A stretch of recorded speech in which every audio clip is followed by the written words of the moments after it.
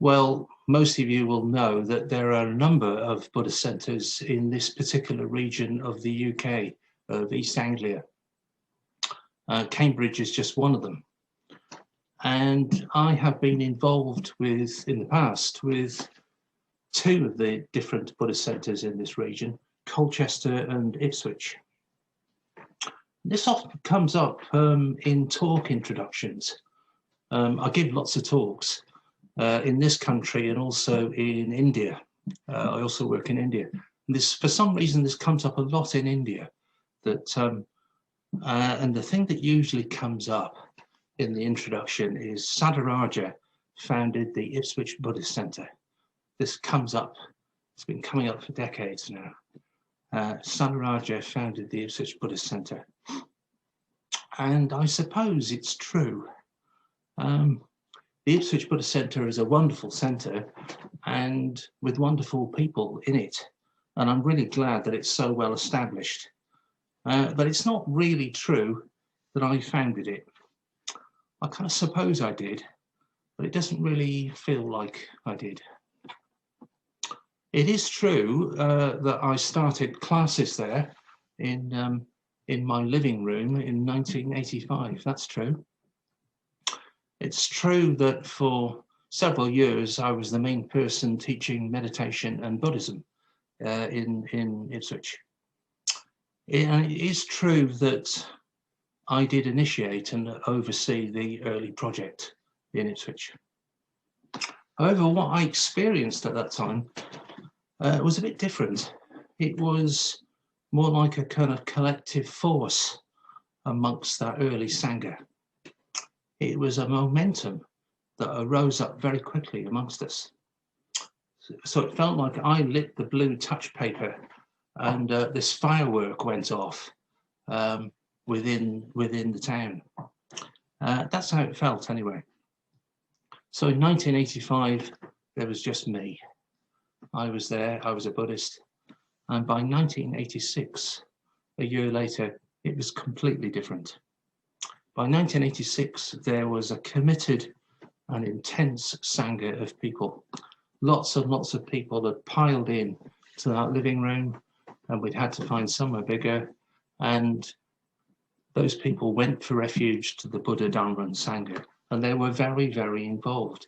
They wanted to be involved in running things. So by 1986, it felt like a kind of whirlwind.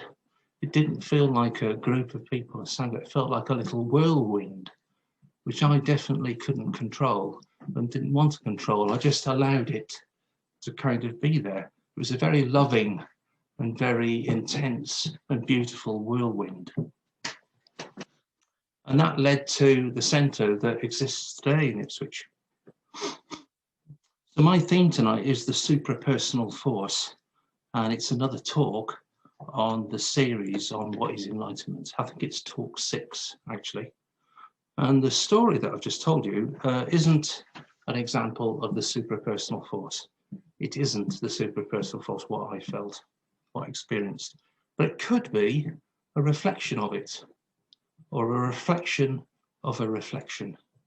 A little bit like when you've got the full moon on a dark night, and that moon is reflected onto a window of a house, and then from the window of the house to a stretch of water below the window. It's a little bit like that.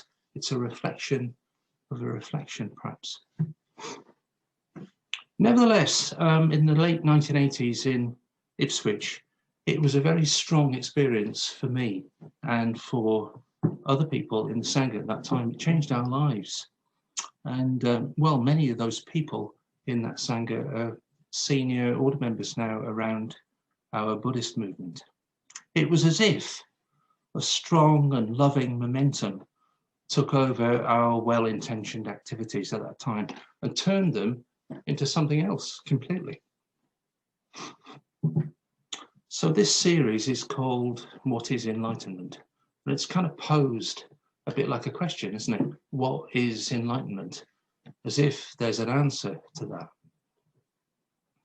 But there isn't really an answer to what is enlightenment, because it's inexpressible.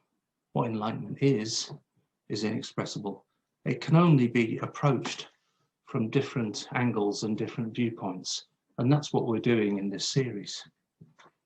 We can get a glimpse of what enlightenment might be through these particular viewpoints. Because enlightenment is beyond all concepts. It's beyond all rationality. It's beyond all definition. We can just get a glimpse of its transcendental majesty, if you like. So that's what we're doing in this series. So I've got here a few words: wisdom and compassion taken to their most refined degree of purity. It's a little definition that I found in a very well-respected ancient Buddhist text. I'll repeat it. Wisdom and compassion taken to their most refined degree of purity. So that's one definition of enlightenment. There are lots and lots of other ones. But of course, it's just words. It's just words. We must live the spiritual life. And if we're to experience the purest wisdom and compassion, we've got to really go into that and experience it for ourselves. So in the last 2,500 years since the Buddha walked the earth, women and men have followed the path to enlightenment. Many, many, many women and men have done that. And many have gained enlightenment as well, just like the Buddha. And they themselves have become great teachers. And a lot of what they did and what they said has been written down and recorded. And we've got quite a lot of that to read that's come down to us today in the modern world. And we can read about their experience because they talked about it. Different people, different times, different traditions of Buddhism, but all communicating the same experience of enlightenment. So now in 2021, we've ended up with a lot of different terms for enlightenment or the near experience of enlightenment. So I've got a little list here.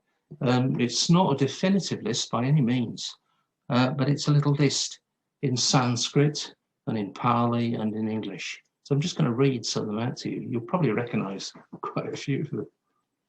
Here we go. Liberation, reality, the truth, the void, freedom, illumination, insight, blowing out, the great awakening, nirvana, moksha, bodhi, samyak sambodhi, shunyata, satori, pranya, vipassana, tathata. I could just go on and on and on. And if you're new to Buddhism, it can be a bit confusing. All these different terms, what do they all mean? I remember when I was 15, I'd been reading Buddhism and trying to understand it for about a year at that point. And I visited a Tibetan monastery in the north of England. And I remember complaining to an elderly and very kindly monk at this Tibetan monastery. I remember complaining to him about all the different terms for enlightenment and how confusing they all were. And he thought about it and he said, yeah, but the main thing is to focus on the basic practices which lead to enlightenment. He said, we need to keep enlightenment there because it's inspiring. But the main thing is to focus on the basic practices and not to worry about all the terms. Well, for some reason, I was slightly disappointed with this answer that he gave me. But thinking about it later, he was dead right, actually. It was really sage advice. That's what we have to do. We have to focus on the basic practices which lead to enlightenment and keep enlightenment there as an inspiration for us. But don't worry about all the terms. because they'll sort themselves out by themselves. So having said all that to you, and having told that little story, I'm actually going to give you one more term, just one more term from all the different ones I've given you. And that term is Bodhichitta, a supra-personal force. Bodhichitta, a supra-personal force. So that's another term for enlightenment or a near enlightenment experience. So Bodhi is one of those terms that means enlightenment. Chitta means mind or heart. So we've got the mind and heart of enlightenment. So this Bodhichitta, or supra-personal force, is said to be enormous and loving and compassionate. There's an analogy that's often used to describe it. So imagine you're coming along to a Buddhist center and you're a little bit interested in Buddhism and you're checking that out. Well, that could be described as a man or a woman walking along, just walking along the road. Say you become committed and actually start seriously practicing the Dharma. Well, that could be symbolized by running along the road. And then when the bodhicitta arises, it's said to be symbolized by you being completely swept off your feet and flying through the air. So don't take this literally, it's just a metaphor, but that's the description that's often used. So most people in the world probably know that Buddhism is one of the world's great religions. Not everyone knows that it's a systematic path to enlightenment, but that's what it is, in fact. All the practices that we do within Triratna and the Dharma life are orientated towards this transcendental reality, this transcendental goal of enlightenment. So there's meditation, which we've just been practicing. There's the 5 ethical precepts. There's spiritual friendship. There's studying of the Dharma, the Buddhist teaching. There's the practice of generosity. And of course, there's ritual and devotion. There are all these great established practices. And on this side of enlightenment, as it were, where we stand, these practices can really, really enhance our lives. They definitely work. But they can also improve the well-being, just the ordinary well-being of our ordinary lives as we go about our daily lives. And probably you've noticed that in your life, which is why we have things like mindfulness-based stress reduction and things like that, practices like that. But of course, there's much more to these practices than just enhancing our everyday life, good as that is. Because these Dharma practices are really, they're a raft. Dharma practices are a raft to convey us safely to the further shore of enlightenment. That transcendental state of love, compassion, and wisdom. So as we ride the raft, it changes us. Every part of us is completely transformed. There isn't a part of us that's the same when we reach the further shore.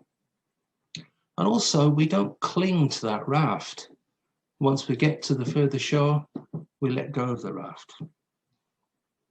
So it leads to a whole new type of consciousness that isn't just based on being good. It's not just based on being a good person. It's not based on us possessing something. It's based on us having insight, as we call it, a realization that's wordless, direct, and total. So we get to see that who we thought we were is a kind of delusion. It isn't really like that, actually. This delusion confines us in a narrow, unsatisfactory way. Buddhism calls this delusion ego clinging. So, but we're very, very convinced by this delusion, and we identify ourselves with our own version of our ego. So I could describe myself as a white person, aged 62. This is all quite accurate. 62, of a Welsh Irish heritage, and I like soya yogurt. I tend to vote Labour. I'm into endurance cycling. I've had a career in care work, and I like to listen to jazz. So all these things are currently true. Some of them might change in the future, some of them can't change. But that's how I would accurately describe myself. But it's not ultimately who I am. It's not who I could be, ultimately. And it's the same for all of us. We see the world from our own ego identity. We've got a particular set of eyes, a way that we see the world, and we think that's fixed. We think that's how it is. And it's no one's fault. In over hundreds of thousands of years, we've evolved that way. And we've evolved that way for a reason. But we tend to fix the world as a result. So there's me and there's you. There's self and there's other. There's my views, there's your views, there's their views. There could even be my spiritual life and your spiritual life. We kind of separate things in that kind of way. It's very, very easy to do. And that's what we do. But in reality, the Buddha said, it's not really like that. We're much more interconnected. It's much more fluid than that. And we can never be independent of others. Sometimes we have this delusion. We say, oh, I'd really like to be completely independent of other people. You know, we say that, but of course we can never be completely independent. We're always totally dependent on others for everything that we do in our everyday life. So all our spiritual practices within Buddhism, within Triratna, they're designed to loosen up our fixed views and habits. So Buddhism calls this delusion ego clinging, and it's actually the cause of all the suffering that's going on in the world today, from wars to irritation to all kinds of human problems that we've got. It's all caused by this ego clinging, all the suffering. Sometimes, if you're lucky, you get flashes of freedom from this ego clinging. And well, we just get a sense, a taste of freedom. Sometimes it happens in nature. You're out in the big countryside, and you look at the stars in the sky, or you're in the boat in the middle of the lake, and somehow you feel a bit more free from all that. Just the majesty, the wonder of nature can bring about a bigger kind of consciousness. You get a glimpse of the bigger kind of mind. Sometimes it's through art, through painting and sculpture or music. You're engaged in that, or you're viewing it in an art gallery, and something bigger kind of expands you and comes out of that. Sometimes it can happen in humanitarian work. If you're engaged in something where you're helping others. Sometimes it happens when things fall apart in your life. We get an intimation of a bigger kind of mind. And these experiences point to a realization that our ordinary consciousness isn't all that there is. So sometimes we can get a glimpse of this bigger mind in the 5th stage of the Metta Bhavana, just like we've been doing. In that final stage where everybody comes together, the metta's going out into the world. we can get a glimpse of something much, much bigger, much more interconnected. So this supra-personal force can arise in us permanently through systematic Dharma practice. And the Buddha said that all beings, all of us, are capable of experiencing this. Yeah, it's available to everyone. And it's called supra-personal force because it's more than personal. Yeah, it's not impersonal or inanimate. It's not a thing that's out there. It's supra-personal. It has the nature of love and compassion, and it's highly, highly positive. So it's as if we are taken over. I say as if, by an overwhelming force that is loving, compassionate, and really cares about others. When I talk about being taken over, that can sound a little bit spooky. That can sound a bit like you've been abducted by aliens or something like that, or it's an invasion of the body snatchers. It's not like that at all. It can feel blissful, liberating, and energizing. So the supra-personal force is actually a metaphor. It isn't a doctrine of Buddhism. It isn't out there. It isn't a fixed thing. It's an as-if metaphor. It's a bigger, more loving mind coursing through you. There's nothing like it in ordinary experience. So what is an example of what I'm talking about? Let's have an example. Well, in a very modest way, our own teacher, Bhante Sangha, the founder of the Triratna movement, he has written something that seems to be a bit like the supra-personal force. And the context was India in 1956. Bhante was a monk in India at that time, a young monk in his 20s. And he was friends with the great Indian social reformer, Dr. Ambedkar, who wrote the Indian Constitution. And Dr. Ambedkar had recently, he was the leader of the Dalit movement, and he'd recently converted to Buddhism, along with 400,000 of his followers. And many hundreds of thousands more were converting with him shortly afterwards, all across India in waves and waves of conversion. The Dalits used to be called the ex-untouchables, and they're the most oppressed classes in India, and they're very, very oppressed indeed.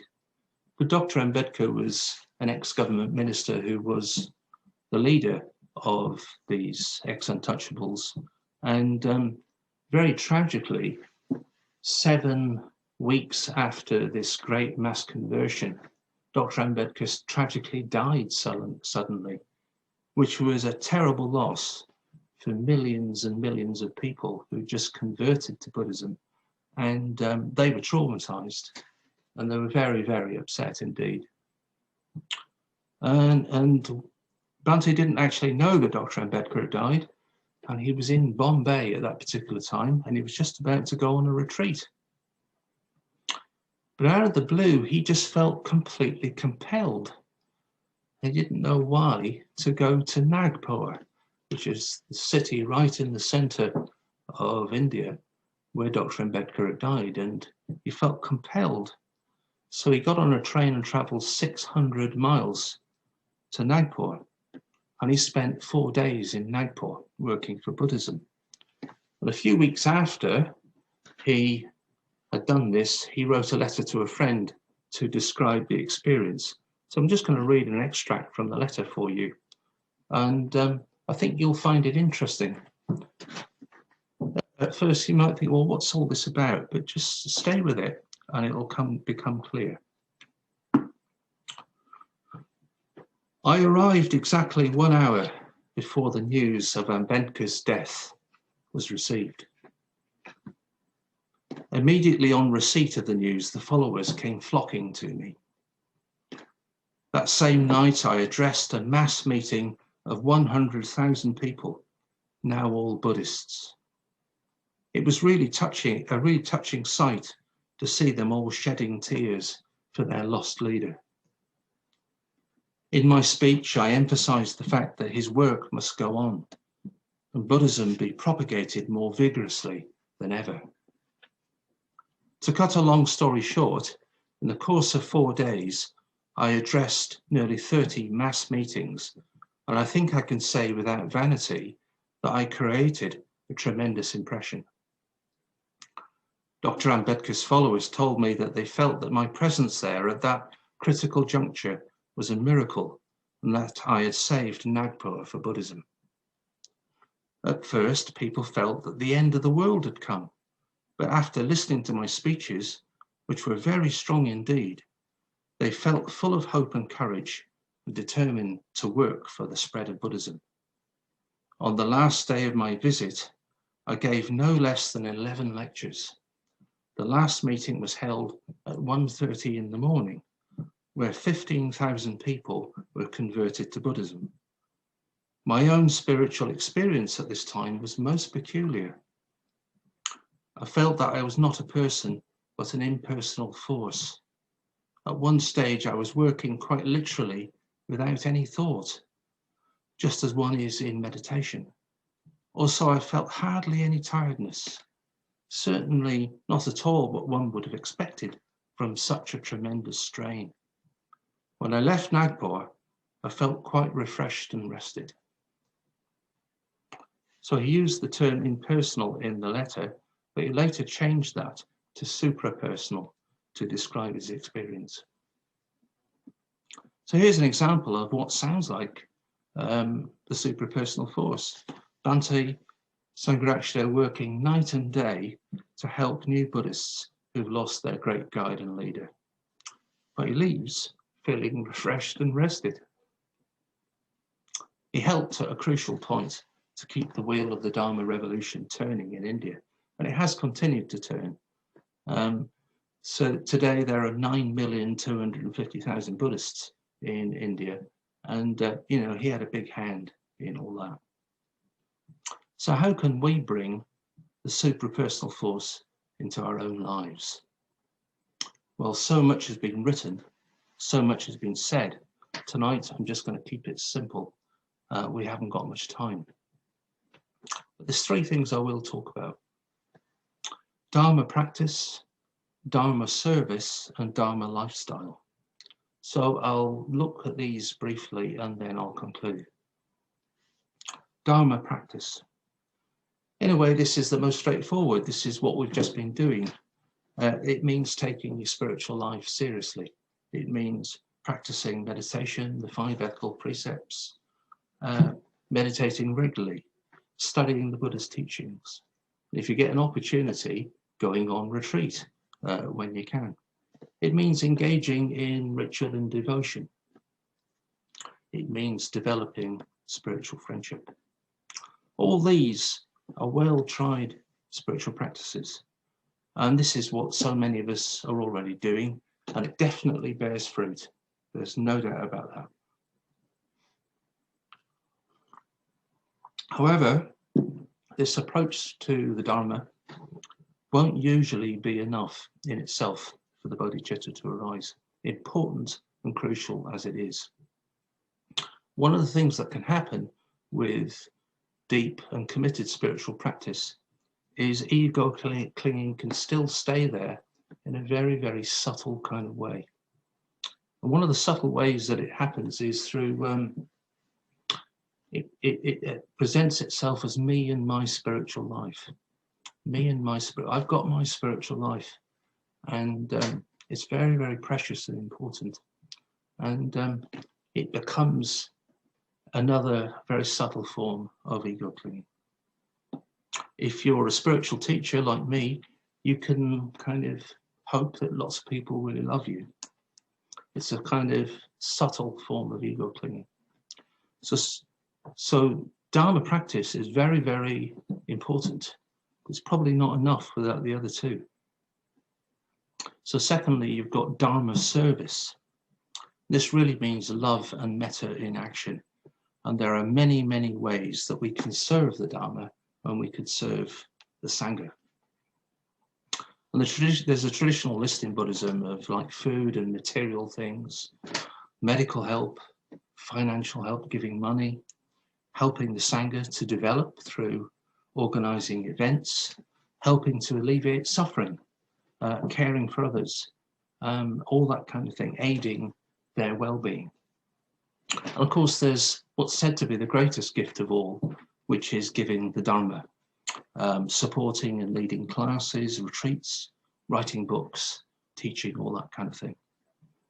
And why might the Dharma be the greatest gift of all, you might think? Well, the reason being because you're giving people the means to achieve freedom for themselves. You're giving them the means to actually improve their own lives. So the Dharma is the answer to so many of the world's problems. So if you can, try to serve the Dharma in some way. It doesn't have to be anything flashy, but it will help others beyond what you can know. And it will guard against this subtle ego clinging that can go on. When you serve others, you really do experience yourself in a very truthful way. It's very exposing. All your faults are on display for others to see. So you're watching and you're listening to me at the moment. It's where you're sitting, it's quite safe.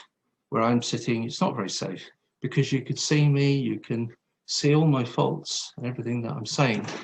And that, actually, I'm quite used to this sort of thing. I do a lot of it. But when you're giving in some kind of way, serving the Dharma, everyone can see what you're doing. And in 2018, I went and worked in Mother Teresa's hospice in Calcutta. I was doing some voluntary work there, and I was an experienced NHS care worker. But what I hadn't realized is that I'd been a care worker and I'd relied on my verbal skills where everybody could speak English. And of course, in Calcutta, nobody could speak English. So I had to really, really develop my non-verbal skills when I was doing that work, which I quite quickly did develop. But it showed up doing that work in that way, what I was lacking. So this is what happens when you serve the Dharma. And finally, before I finish, there's Dharma Lifestyle. That's the third one. This means making subtle changes to your current lifestyle. So you've got more time and energy to serve for the Dharma.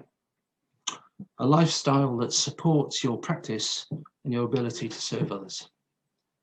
So in Tri Ratna, we've got a long tradition of deeply committed women and men who make significant progress in the Dharma. They get involved, they take it up, a practice, and they make a lot of progress. And that's been going on for many, many decades now. And there's a variety of lifestyles that people live in which they do that. Single and living alone, married or living with a partner, living in an extended family, couples with children, or Buddhists living together in some kind of community, as I do. And of course, we've got itinerant Dharma practitioners and teachers. So many different lifestyles. So you have to find the right one for yourself, the one that suits you, the right one for the supra-personal force to arise within. We're all different.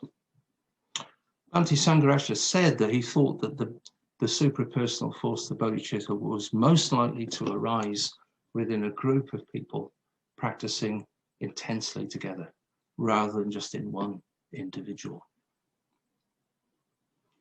Buddhism is also remarkably flexible in terms of lifestyle, but lifestyle does matter within Buddhism. So almost everyone makes some kind of subtle change to their lifestyle as they get more deeply involved. And usually that means giving up something. But it's not really a giving up because you're gaining so much more. So we've got a term for that, we call it renunciation. So here are three approaches to the supra-personal force that we could ponder over, reflect upon, and discuss in the breakout groups. So I've only got one question for tonight, the breakout group for you. Just one question. And that is, which of the three are you most attracted to? Dharma Practice, Dharma Service, or Dharma Lifestyle? Which of the three are you most attracted to?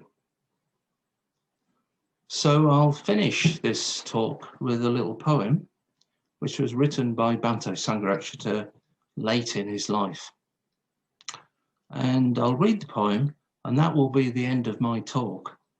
But it's a poem about the supra-personal force. So here we go. The wind. A wind was in my sails, it blew, stronger and fiercer, hour by hour. I did not know from whence it came or why, I only knew its power. Sometimes it dashed me on the rocks, sometimes it spun me round and round. Sometimes I laughed aloud for joy, sometimes I felt a peace profound. It drove me on, that manic wind, when I was young. It drives me still now I am old. It lives in me. Its breath, my breath. Its will, my will. Thank you.